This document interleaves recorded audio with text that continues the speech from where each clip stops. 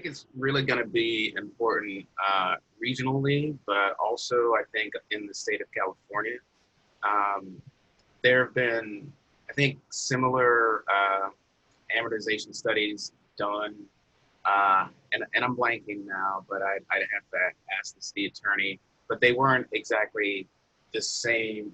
They weren't really on like an active oil field that was a non-conforming use. So um, if our sort of victory holds up to the legal challenge, which we expect, though I think is a little bit of a bluff from the oil company, then that might empower other cities to look at their zoning, much like happened with fracking in Pennsylvania, where a lot of smaller places started using zoning to ban fracking because they were, I think, restricted by their state governments from banning fracking.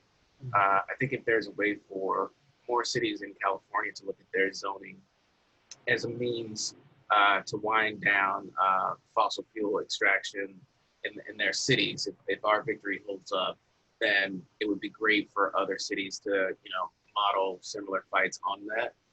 But more locally in LA County, Culver City folks aren't the only people who live close to the Inglewood Oil Field. And a lot of people in Culver City, frankly, live close to a part of the Inglewood Oil Field that's out of our jurisdiction and unincorporated LA County. So it's my hope that this can give some inspiration to the organizers who are looking to close down that greater portion of the oil field, which affects people, in unincorporated LA County, LA City, and on the edges of Culver City. First, can you just kind of tell us what happened in the Culver City Council last week on the Inglewood Oil Field, and what is the significance of it? Shortly after I was elected in April of 2018, we took a vote in June of 2018 to look at possibly changing our policy direction in regards to the Inglewood Oil Field.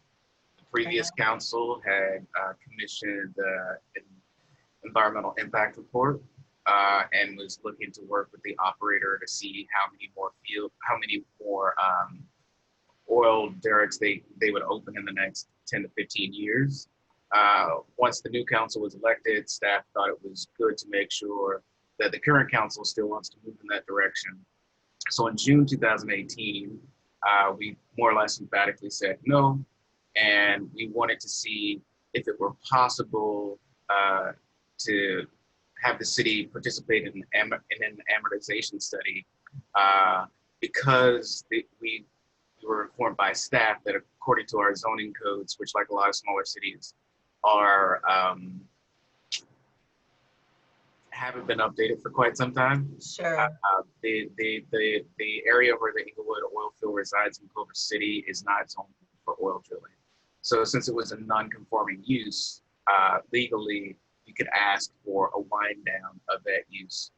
So over the last 2 years, our staff and our outside consultant have been doing an amortization study. And we got the results of that study last week. And we were very paranoid about it. I mean, me personally, I was paranoid about it. I've been volunteering with the Sierra Club's Clean Break Committee, and had, environmental justice fellowship with Liberty Hill, of course, and it's sort of been an issue for me. And I was very paranoid that the study would say you can phase out drilling in 15 years. But it actually said something different. Basically said that on using one set of measures in the publicly available data, that the oil wells on our portion of the Inglewood Oil Field should be amortized. That is, the oil operator has had sufficient time to make their money back by next year. With the huge price drop in oil earlier this year and its struggle to bounce back, I think that time frame could even be pushed back to late this year. But the decision before the council was, do we move forward with these results? And if so, how?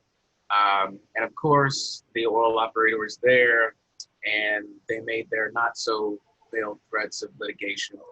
Uh, but our city attorney's team and our outside counsel are pretty confident on our legal footing. So the council voted 5-0 to go forward with the amortization study with the hope of phasing out oil drilling in the Culver City portion of the Inglewood Oil Field as quickly as possible, hopefully by 2021, and to really start talking more substantively about what comes next in terms of what will this space be used for. I mean, that's what people jump to. But the bigger question is, how will we remediate it? You know, will there be a bond to cover the city for any type of mishaps that happen while it's cleaned up? One of the things that I brought up a few times during the course of the meeting, will we try to facilitate a just transition and get some of the same workers who work in the fossil fuel industry, union workers, to work on the remediation. I know there are a number of green groups trying to push for that type of policy on a larger scale. Hopefully it'll scale at a statewide level. And I know the building trades have remediated various abandoned oil wells around the state. But we're sort of in the context of that conversation right now. Everyone seems to want to jump ahead to what else can we build there. People talk about parks. I talk about a wind and solar farm with battery storage. But that conversation is a little further down the road. Right now, what do we want to require of the oil operator now that we've decided that we want them to leave? And, you know, what are the specifics? That's where we are. That's really great. Well, so you mentioned that the first step was really taken in June of 2018 when, because I was going to ask, you know, how long has it taken to get to this point? And I guess one question I had, it seems to me in the environmental justice arena, especially, these battles are multi-year battles. They take a long time to play out because there's a lot of science, a lot of data, a lot of legal requirements and restrictions. But how do you feel, you know, that's really just 2 years since you initiated the process to look at amortization as an alternative for the oil field. How does it compare to your other experience on the council with other policy areas like housing or, I don't know, you know, park development? I mean, do you feel like it moved pretty quickly or it took longer than you thought it should? Well, it's difficult for me to separate to some degree because for, I guess, like the last 8 years, I've been organizing with the Sierra Club and with help from various members in Stand LA to try to push the close down the Inglewood Oil Field. So for me, it feels like it's almost been a decade. Yes, I'm with you there. but in terms of political time, yes. I feel like it has happened fairly swiftly, especially with all of the financial studies and the way that we've had to have our city attorney look at this from various legal perspectives to make sure that we're, you know, on firm ground. That stuff has actually happened fairly quickly. I mean, we took our initial vote 2 months after the election, and that started the process. And here, just a little over 2 years later, you know, we're trying to outline the final steps. If we can get there by next year and have Sentinel Peak Resources actually start winding down operations next year, then I feel like that's an incredibly fast timeline. And I'm really appreciative of that. I know that's not what normally happens the first time you're elected. You're not always there with people who agree with you and want to work towards the same type of thing. But I think this council in particular, and even some of the candidates coming up in the election in November in Culver City, really do have an eye towards addressing the climate crisis and environmental racism and environmental justice. Well, I think it shows that where there's a will, there's a way. You know, your 5-0 vote really kind of shows that, but you've had great momentum on that council really, you know, over the 2 years. So it shows that, you know, there is a way to break through, you know, if you can just build enough consensus. Yeah. So next thing I wanted to ask, and you already alluded to your work with the Sierra Club locally, but I just wondered if you could spend a few seconds talking about the organizing work that went into the vote, building resident support, you know, bringing the science to bear, what, you know, whatever was kind of going on the outside. So that's kind of question number one. And then how did that work complement and coordinate with you as someone on the inside, as a new council person? Yeah, I feel like the work on the outside, there's a benefit of having done years of building that environmental base. On a prior council, when the question was around the EIR and how many, the specific plan and how many wells, new wells the operator wanted to open up, there was a really coordinated and well-researched a campaign to advocate for the types of restrictions, like a 2,500-foot setback, that would have effectively done through regulation what we're doing through the amortization study. So for a very long time, the thinking within the community has been, we want to close this down. The prior thinking was, we want to do it through regulations that align with the newest health science that we know, which says, you know, if you live within 2,500 feet, you know, you have a much greater chance of deleterious health effects, like cancer. And of course, we've had a number of people live in various parts of Culver City that border the Inglewood Oil Field have had cancers, and we've had oil spills and things like that. So a lot of the just standard operating of the oil field kept people energized when there were lulls in terms of what politically was happening. Because we went from the EIR to changing direction to you know, finally voting on the amortization study. And at each step of the way, very active, organized people locally, but then also great support from Stand LA, and specifically from the Sierra Club and Food and Water Watch and the Center for Biological Diversity in terms of the larger nonprofits, the environmental nonprofits. But there is a real sense of solidarity, it seems, in LA County around these issues. And I know this might be a later question, but it seems like that was really one of the things that I took away from my time at Liberty Hill, both in the Environmental Justice Fellowship, but also in the meetings of Brother Son Selves that I was allowed to drop into. Just the power of coalitions, but then also the power of showing up in solidarity, but not just showing up in solidarity, but sharing those, you know, unfortunate stories that unfortunately a lot of people in LA County have about living close to oil exploration and how, you know, that has negatively affected the health of, you know, a particular family, a grandmother, a child, a bunch of kids at one school.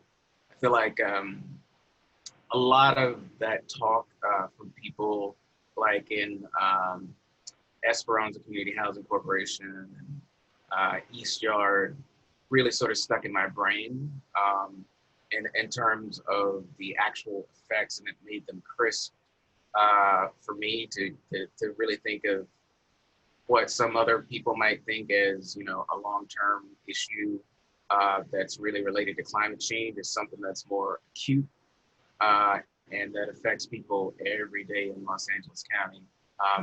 But long story short, the organization that happened locally when we were considering the EIR formed a sort of quick response group of organizers who did get the word out when we needed people to come for public comment. Then on, you know, a higher level, there were continued conversations and coordination with various groups like Stand LA and Coalition, or like the Sierra Club Clean Break Committee, which has meetings in Culver City, and places like Food and Water Watch. And I've, personally shown up across the county for a lot of other issues like in Aliso Canyon. And I feel like a lot of people who care about these issues in Culver City have shown up around the county.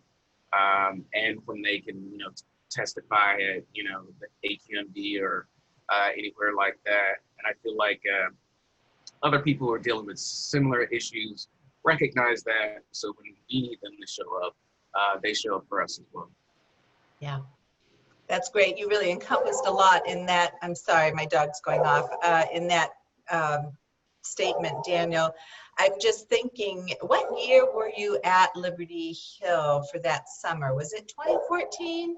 Yeah, it was 2014. It was 2014. Okay. So, I mean, I'm just thinking, I think you said that that was probably a formative experience in this, particularly on this issue, but I hear you saying more broadly in that. I think, we at Liberty Hill had the notion of, really showing the human face of what was going on, connecting to the health arguments, like you just said, even while the climate arguments are growing more and more, critical and obvious every day for us. But also the idea of really kind of tying together people throughout the county by showing these, human impact stories from around the county, So that drilling down report came out in 2015. And as I recall, you really helped us during that summer you were with us, summer and fall of 2014, to begin to shape that narrative, to begin to do some of the research. Is that how you remember it too? Yeah, I remember part of that. I'm not sure if I was right before or right after drilling down, but I remember specifically sitting in on a number of cleanup, green up meetings. And I remember there being a discussion at maybe one of the first meetings of Stand LA that I attended of what to call the group. I remember specifically doing a good bit of research in terms of filling out the LA City Council and their connection to oil money, like who had donations from who and how much they had. Really sort of finding out that direct donations are probably very small, and most of the money that the oil companies are spending is dark money. Definitely remember going over the Guide to Green and trying to get a lot of significant updates for that as well.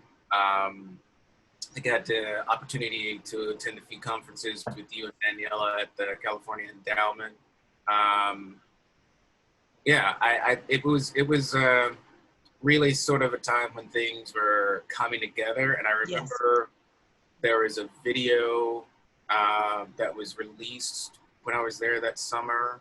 I think it mostly focused on one of the oil tours. Oh, yes. It might have been the Jefferson drill site. Yes, that Redeemer put together, did a really great job on that. Right.